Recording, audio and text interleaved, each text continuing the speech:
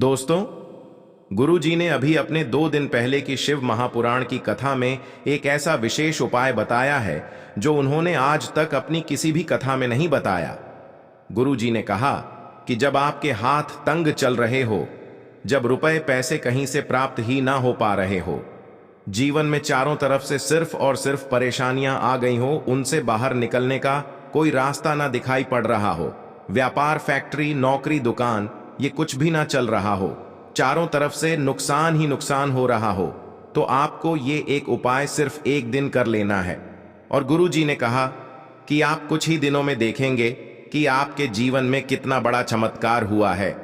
धन प्राप्ति के नए नए मार्ग बन जाते हैं, जीवन की सारी बाधाएं समाप्त हो जाती हैं और आपको सुख समृद्धि की प्राप्ति होती है। तो चलिए जानते हैं इस विशेष उपाय के बारे में। लेकिन उससे पहले एक विनती है, अगर आप चैनल पर नए हैं तो कृपया चैनल द शास्त्र टिप्स को सब्सक्राइब अवश्य कर लें। जय मां लक्ष्मी।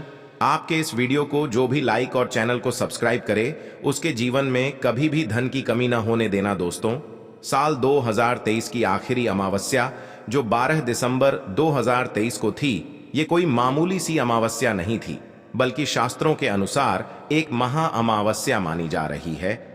इस दिन कुल 51 तरीके के शुभ योग बन रहे हैं और ऐसा शुभ समय पूरे 132 वर्षों बाद आया है। और आपकी जानकारी के लिए बता दें, यह अमावस्या मंगलवार के दिन पड़ रही है। तो शास्त्रों के अनुसार जो भी अमावस्या तिथि मंगलवार के दिन पड़ती है, उसे भौमवती अमावस्या भी बोला जाता है। देखिए दोस्तों, शास्त्रों के अनुसार भौमवती अमावस्या के दिन स्नान दान करना, हनुमान जी की पूजा पाठ करना बहुत ही ज्यादा शुभ माना जाता है।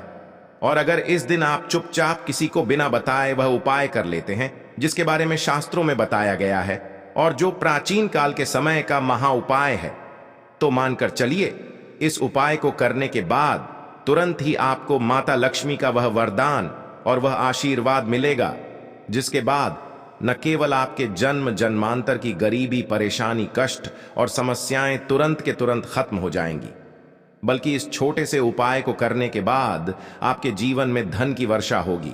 आपके जीवन में धन आने के सारे रास्ते खुल जाएंगे। आपके जीवन में जो धन आएगा उसमें वृद्धि होगी माता लक्ष्मी के आशीर्वाद से। फिर आपके जीवन में आप जिस कार्य को भी शुरू करेंगे, उस कार्य में आपको सफलता प्राप्त होगी। इस विशेष दिन में अगर आप यह उपाय कर लेते हैं तो आपके घर में इतना पैसा बरसेगा कि जिसे आप बटोर भी नहीं पाएंगे। दोस्तों, कहने का तात्पर्य यह है कि इस बार इस दुर्लभ संयोग में यह अचूक उपाय आपको धनवान बनाने के साथ साथ आपके घर की सारी तकलीफों को भी दूर कर देगा। बस आपको सच्चे मन से मां लक्ष्मी का नाम लेते हुए इस उपाय को बिना बताए चुपचाप करना होगा।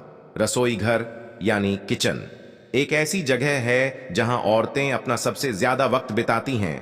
वहां घर के लोगों के लिए खाना बनाती है और किचन की साफ सफाई का भी विशेष ध्यान रखती हैं, ताकि मां अन्नपूर्णा हमेशा अपनी कृपा बनाए रखें। औरतें हमेशा अपने किचन में अनाज और मसाले चुन चुन कर रखती हैं। कहते हैं कि किचन के डिब्बों में भरी हुई चीज घर की सुख समृद्धि का प्रतीक मानी जाती है। वही कुछ औरतें ऐसी भी होती हैं जो किचन का सामान खत्म होने के बाद ही दोबारा सामान मंगवाती है। जैसे नमक खत्म होगा तभी दूसरा नमक आएगा। लेकिन क्या आपको पता है कि ऐसा करने से आपको कितनी परेशानी का सामना करना पड़ सकता है? मान्यता है कि किचन में कुछ चीजों के खत्म होने से घर में नेगेटिविटी बढ़ती है। इसलिए कोशिश यही करना चाहिए कि उन चीजों के खत्म होने से पहले ही उन्हें मंगाकर डिब्बों में भर दें, नहीं तो डिब्बे खाली रहेंगे और ना ही नेगेटिव एनर्जी किचन में या घर में आएगी। रसोई घर में 3 चीज कभी भी खत्म मत होने देना, वरना कंगाल हो जाओगे। कौन सी 3 चीज किचन में खत्म नहीं होनी चाहिए, ये जानने के लिए वीडियो को पूरा जरूर देखें।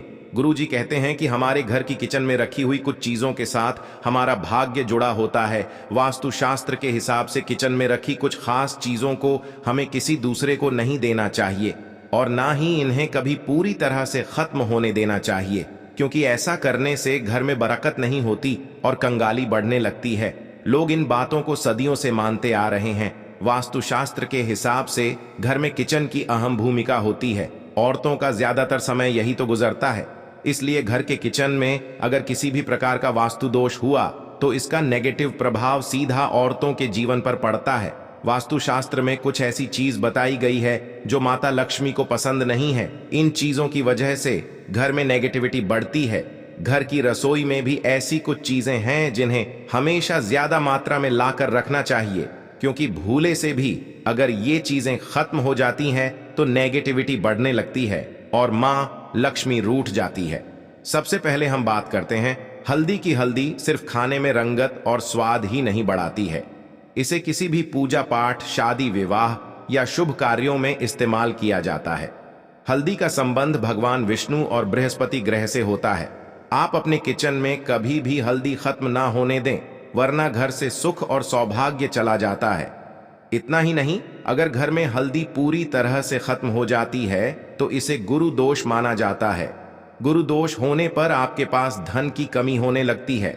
आपकी स्टडी, कैरियर, जॉब सभी में प्रॉब्लम बढ़ने लगती है। घर में हल्दी खत्म होना धन और वैभव की कमी के साथ ही शुभ कार्यों में बाधा को भी दर्शाता है। इसलिए हल्दी खत्म होने से पहले ही दूसरा पैकेट लाकर रख लें। इसके साथ ही ध्यान रखें कि कभी किसी को हल्दी उधार ना दे और ना ही किसी से उधार ले। चावल को सनातन धर्म में अक्षत कहा गया है, जिसका प्रयोग हम किसी भी पूजा पाठ या धार्मिक कार्यों में करते हैं। किचन में चावल का खत्म होना शुक्र ग्रह को कमजोर करता है, साथ ही मां लक्ष्मी भी नाराज होती है। दरअसल शुक्र ग्रह और मां लक्ष्मी के आशीर्वाद से ही हमें धन वैभव मिलता है। इसलिए शुक्र ग्रह का दोष लगने पर पति पत्नी के बीच आपसी संबंधों में कड़वाहट पैदा होती है।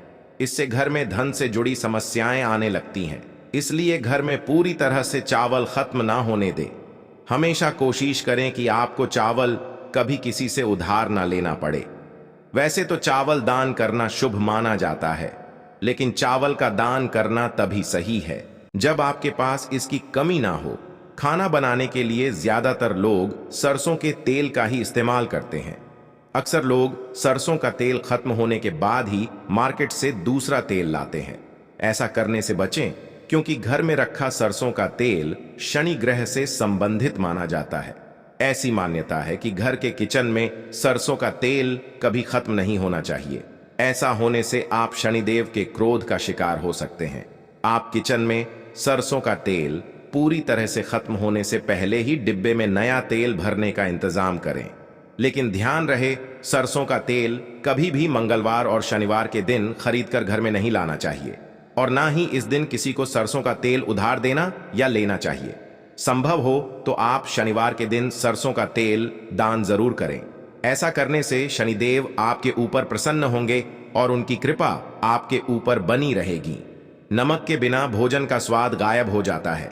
इसी तरह अगर किचन में नमक खत्म हो जाए तो जीवन भी बेस्वाद कर सकता है। इसलिए वास्तुशास्त्र के अनुसार किचन में कभी भी नमक का डिब्बा खाली नहीं होने देना चाहिए। ऐसा माना जाता है कि नमक पूरी तरह से खत्म होने पर राहु की नजर घर पर पड़ती है। ऐसे में व्यक्ति के काम बिगड़ने लगते हैं और उन्हें फाइनेंशियल प्रॉब्लम झेलनी पड़ जाती है। ज्योतिष शास्त्र में भी नमक को राहु का प्रतीक माना गया है। ऐसे में ध्यान रखें कि किचन में नमक कभी भी पूरी तरह से खत्म ना होने दे। नमक का डिब्बा कभी पूरी तरह से खाली ना करे, उसमें थोड़ा सा नमक जरूर छोड़ दें। आप कभी भी कितनी भी जरूरत हो किसी से ना तो नमक उधार लें और न ही किसी को नमक उधार दें। ऐसा करने से मां अन्नपूर्णा आपसे नाराज हो जाएंगी और आपके घर में कंगाली छा जाएगी।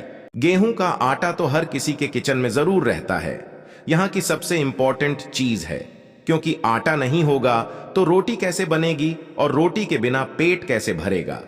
ऐसे में आप ध्यान रखिए कि आपके किचन में आटे का डिब्बा कभी भी पूरी तरह से खाली न रहे, क्योंकि वास्तुशास्त्र में पूरी तरह से आटा खत्म होने को अशुभ माना जाता है।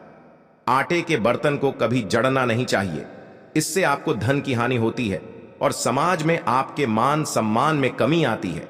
शीशे के प्याले में नमक भरकर आपको घर में रखना चाहिए, बाथरूम में भी, स्नान घर में भी। ऐसे में आप नमक अगर शीशे के प्याले में भरकर रखते हैं तो इससे भी आपके घर के वास्तु दोष दूर होते हैं, घर से नकारात्मक ऊर्जा दूर होती है। लेकिन ध्यान रखें, नमक को सिर्फ कांच के पात्र में रखने पर यह बुरा असर नहीं देता और सीधे सीधे आपको किसी इंसान के हाथ में यह नहीं देना चाहिए। आप कभी भी किसी को नमक परोसते भी हैं तो चम्मच लेकर परोसें, हाथ से नहीं देना चाहिए। यह भी आपका भाग्य, आपका चंद्रमा दूसरे को देता है, आपके अंदर डिप्रेशन, नेगेटिविटी और कई तरह की समस्याएं पैदा कर सकता है। नमक का पैकेट भी किसी को नहीं देना चाहिए। यह नहीं कि नमक का पैकेट है तो चलो दे दो व्यक्ति को। कभी भी हाथ से हाथ में नमक नहीं देना चाहिए। इससे कहते हैं कि मनुष्य के संबंध भी खराब होते हैं। दोस्तों, नमक हमारे घर की सुरक्षा करता है, सिर्फ अंदर नहीं। अगर आप चाहे तो घर के मुख्य द्वार पर डेली वाला जो नमक होता है, काला नमक, वो लाल रंग के कपड़े में बांध देना चाहिए। अगर आपके घर पर बहुत सारे शनि दोष हैं, राहु केतु के दोष हैं और आपको लगता है कि घर पर किसी ने कुछ किया धरा है, किसी ने बांध दिया है, नकारात्मक शक्तियां घर पर ज्यादा हैं, कहीं कहीं पर इसे भूत प्रेत की बाधा भी कहते हैं, बुरी शक्तियां होती हैं, वह प्रवेश कर जाती है। ऐसे में आपको घर के मुख्य द्वार पर काला नमक बांधना चाहिए। लाल कपड़े में बांधकर घर के मुख्य द्वार से इसे लटका कर रखें। आप देखेंगे किसी भी प्रकार की बुरी शक्तियां, नकारात्मक शक्तियां हैं। कोई अगर आपके आमने सामने ऐसा घर है जो आपको लगता है आपके घर पर नजर डालते रहते हैं, तो वह नकारात्मक शक्तियां आपके घर पर प्रवेश नहीं कर पाएंगे। डेली वाला काला नमक धन के लिए भी बहुत अच्छा होता है। दुकान के मेन गेट पर भी आप इसे टांग सकते हैं, आप तिजोरी के ऊपर भी इसे लटका सकते हैं। इससे भी दिन दोगुनी रात चौगुनी उन्नति होने लगती है। दोस्तों, नमक को जब आप रखते हैं तो उसमें 4-5 लौंग भी डाल दें। अगर आप धन के लिए करना चाहते हैं तो धन की आवक शुरू होने लगती है।